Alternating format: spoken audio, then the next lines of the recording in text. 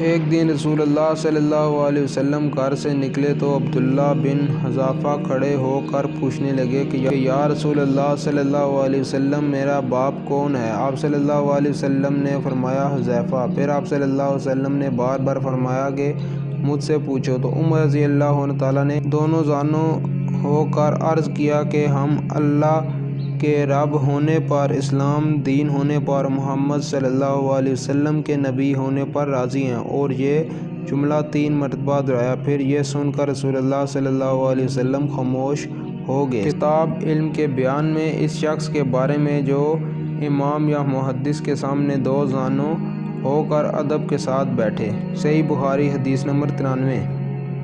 جب آپ صلی اللہ علیہ وسلم سلام کرتے تو 3 بار سلام کرتے، اور جب کوئی کلمہ ارشاد فرماتے تو اسے 3 بار دہراتے، یہاں تک کہ خوب سمجھ لیا جاتا۔ کتاب علم کے بیان میں اس بارے میں کہ کوئی شخص سمجھانے کے لیے ایک بات کو 3 مرتبہ دہرائے تو یہ ٹھیک ہے۔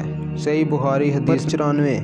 چنانچہ رسول اللہ صلی اللہ علیہ وسلم کا ارشاد ہے، اس کو 3 بار دہراتے رہو۔ اور ابن عمر رضی اللہ عنہ تعالیٰ نے فرمایا کہ نبی کریم صلی اللہ علیہ وسلم نے فرمایا کہ میں نے تم کو پہنچا دیا۔ یہ جملہ آپ صلی اللہ علیہ وسلم نے 3 مرتبہ دہرایا۔